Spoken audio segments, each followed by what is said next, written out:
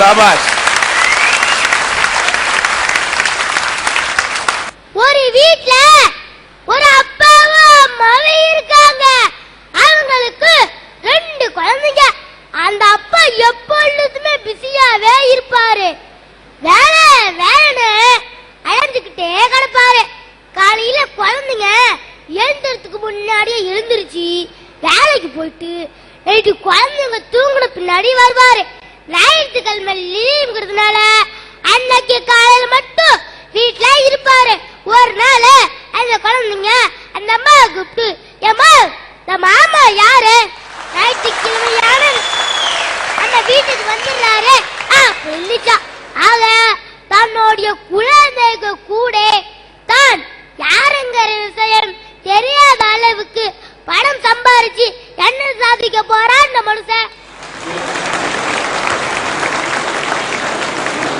இப்படி இருக்கிற பெற்றோர நாங்க காமன்தான் நினைக்கிறதா இருக்கு. 3 வயசுலயே கொண்டு போய் நர்சரியில சேர்த்து விட்டுறீங்க. நர்சரினா என்ன? மரம் செடி கொடிய வளர்க்கிற நாத்து பண்ண. ஆனா இப்ப இருக்கிற நர்சரிகள் எல்லாம் நாத்து பண்ணையா இல்ல, ஜரம் செடுக்கு நியந்திரமா இருக்கு. 5 வயதால்தான் கல்வி கத்துக்கிற குழந்தைக்கு வரும். நான் சொல்லல, உலகியே சொல்லுது. ஆனா நீங்க பால் குடிக்கிற குழந்தைகிட்ட பக்கோடா சாப்பிடு பக்கோடா சாப்பிடுங்கிற மாதிரி பொம்மைய வைக்க வேண்டிய கையில புத்தகத்தை திணிக்கிறீங்க. இது அடுக்குமா? இத பார்த்தா உங்களுக்கு காமெடியா இல்ல? ஒரு குழந்தை ஒரு பொம்மைய வச்சுக்கிட்டு விளையாண்டுட்டு இருக்கு. திடீர்னு இந்த பொம்மை கீழே வீழ்ந்து உடைஞ்சிருது. உடனே குழந்தை அழுதுகிட்டு அவங்க அம்மா கிட்ட போகுது, அம்மா உடஞ்சிடுச்சு அப்படிங்கிற. அதுங்க நம்ம எப்ப பாரு ஏதாவது உடைச்சுக்கிட்டே இரு. அந்த குழந்தைய புரட்டி எடுக்கிறாங்க. அப்பதான் நினைக்குது உண்மையை சொன்னா அடிப்பாங்க, இனிமே பொய் தான் சொல்லணும். ஆக பொய்ய சொல்ல கற்றுக் கொடுப்பது பெற்றோர்கள் தான்.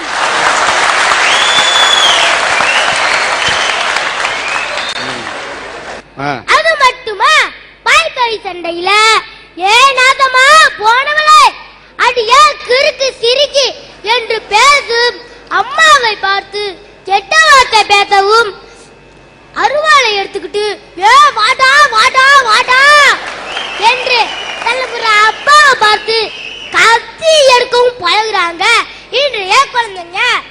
ஒரு வீட்டுல மகன் ஒருத்தன் பலூன் ஊதி தர சொல்லி அவங்க அப்பா கிட்ட கேக்குறான். அதுங்க அப்பா உங்க அம்மாட்ட போய் ஊதிக்கணும், அவன் சின்ன சின்ன விஷயத்தை எல்லாம் ஊதி ஊதி பெருசாக்குவா என்று ஒருத்தர் மேல ஒருத்தர் குறை சொல்லி சண்டை போட்டுக்கிறாங்க. ஆனா நாங்க மட்டும் சண்டை போடாம கம்முன்னு சொல்லுறாங்க. இது சரியா வருமா?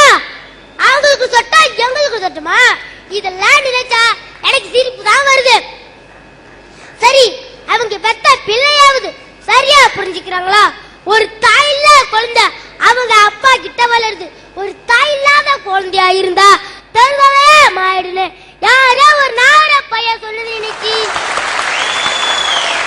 பயந்து பெருசா அப்படிங்கிற குழந்தைய நான் ரொம்ப ஸ்ட்ரிக்ட்னு கண்டிப்பா வளர்க்கிற ஒரு அப்பா ஒரு நாள் கயிறு காய்ச்ச சுத்தப்பட்ட பருத்து பெட்டியா அப்பா கிட்ட நீட்டா வருஷா ஹாப்பி பர்த்டே டாடி சொல்லுடா ஒரு தாங்கி கூட சொல்லாம அந்த பருத்து பெட்டியா தரக்குறாரு.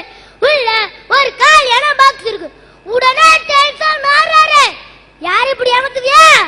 வீட்டுல இருக்கிற பழக்கம் தான் வெளியே வரும் அப்படின்னு அந்த குழந்தைய சாத்துறாரு. உடனே குழந்தை அழுதுகிட்டு, டாடி அது காலி பாக்ஸ் இல்ல டாடி, அதுல நானு உங்களுக்கு 100 கிஸ்ஸஸ் வச்சிருக்கேன், நல்லா பாருங்க டாடி அப்படின்னு அந்த குழந்தை அழுதுகிட்டு சொல்லுது.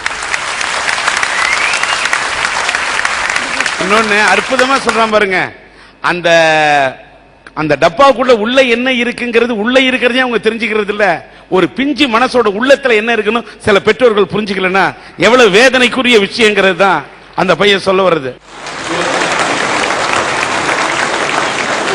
பிள்ளைகளை புரிஞ்சுக்காத தெரியாத பெற்றோர் என்ன மாதிரி குழந்தைங்க அவங்க புரிஞ்சுக்கணும்னு நினைக்கிறது எந்த விதத்திலேயே நியாயம்? இன்றைய சூழ்நிலையில குறிப்பா நகரத்துல வசிக்கிற குழந்தைங்க தனித்தனி தீவாவே வளர்க்கப்படுறாங்க. பெத்தவங்க பக்கத்தால இருக்கிறவங்க யாருக்கிட்டையும் பேசுறதில்ல, பழகுறதில்ல. குழந்தைகளுக்கு நம்பிக்கைக்குரிய சிலவங்களை உருவாக்கி தரதில்ல. என்ன மாதிரி குழந்தைங்க சாக்லேட், ஐஸ்கிரீம், பொம்மைய இது எல்லாத்தையும் கேட்டா சில பெற்றோர் எனக்கு கேளு நான் படுத்தாத அப்படின்னு திட்டுறாங்க. ஆனா எங்க சரியா புரிஞ்சுக்கிட்டு எங்களை நைஸ் பண்ணி சாக்லேட், ஐஸ்கிரீம், பொம்மைய எல்லாத்தையும் வாங்கி கொடுத்து கடத்திட்டு காரணம் கடத்திக்கிட்டு பேராடுவேன். அப்புறம் குழந்தை காணும்னு சாக்லேட் வாங்கி தரதவங்க ஒரு குரூப்பா போய் போசிட்டு புலம்புறாங்க. இவங்க என்னத்தான் சொல்லுறது? இவங்க நினைச்சா அழுவுறதா சிரிக்கிறதானே தெரியல.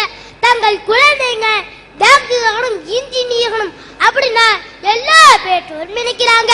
அவங்க விருப்பப்படி நடந்திருந்தா நாட்டின் பாதுகாப்புக்கு வானத்தில் வேலை எட்டிய அப்துல் கலாம் கிடைத்திருப்பாரா? ஒன்றாவது கிட்டாவதுல அவங்க விருப்பப்படி நடந்திருந்தா அன்னை தயாசனாம்பு கிடைத்திருப்பாரா? குழந்தைகிட்ட என்ன விருப்பம் இருக்குங்கிறத கண்டுபிடிச்சு படிக்க வைக்காத பெற்றவங்களுக்கு எனக்கு கெட்ட பிரச்சனை சிரிப்பு தான் வருது. நாங்களும் இல்லையா படிச்சு பரிச்சு எழுதி பள்ளிக்கூடத்துல கோடை விடுமுறையும் விட்டுருவாங்க. கொலம்பஸ் விட்டாச்சு லீவு கொண்டாட கண்டுபிடிச்சு கொண்டா ஒரு தீவு தீவு தீவு தீவு ரொம்ப மகிழ்ச்சியா இருப்பா. அப்பதான் எங்களை கூப்பிட்டு சம்மர் கிளாஸ் போ, கம்ப்யூட்டர் கிளாஸ் போன்னு படுத்துவாங்க. வருஷம் முழுசும் பயிர் செஞ்சாலும் கோடையில 2 மாசம் சும்மா போட்டு வைப்பாங்க. அப்பதான் அடுத்த பாகத்துக்கு நல்ல வேலை தரும். நிலத்துக்கே ஓய்வு தேவைப்படும் போது கை கால் மலித்த பூச்செடிகளான எங்களுக்கு லீவு வேணுமா வேணாமா? யோசிங்க, ஒரு ரூம் போட்டா நல்லா யோசிங்க. எதையுமே சரியா யோசிக்காத பெற்றோரை காமினத்தான் பாக்குறோம். அப்படியே லீவ் விட்டு நம்ம விளையாண்டாலும் குரங்கு மாதிரி மேலையும் கீழே குதிக்காம கம்னூர் இடத்துல உட்கார்றா அப்படிங்கிறாங்க. பணவரத்தை புடுங்கி எப்படி பல்லு வளர்க்க முடியாதோ அது மாதிரி குழந்தைங்கனால ஒரு இடத்துல உட்கார முடியாது. அப்படியே இவங்க பேச்சு கேட்டுக்கிட்டு கம் இருந்தா எங்களுக்கு பசி எடுக்காது, ஒண்ணு எடுக்காது. அப்புறம் தலையில டங்கு கொட்டி சோத்த வாயில வச்சு திணிக்க வேண்டியது. இந்த கொடுமையை எங்க போய் சொல்றது? தன் மகனுடைய டீச்சருக்கு ஒரு கடிதம் எழுதாரு. அந்த கடிதத்துல நீங்க என்ன கத்து தரீங்களோ இல்லையோ ஒழுக்கமாக வாழ கத்து கொடுங்க அப்படின்னு எழுதாரு. ஆனா இப்ப இருக்கிற பெத்தவங்க சார் தலைய மட்டும் விட்டுட்டு இதுக்கு கீழே எவ்வளோ ஒழுங்க என்ன பண்ணுங்க எப்படியாவது பஸ் பாஸ் வாங்குதுங்க சார் அப்படிங்கிறாங்க. இப்படி எதை கத்து கொடுக்க சொல்லணும்னு தெரியாத பெற்றோர காமெடினத்தை பாக்குறோம். நன்றி.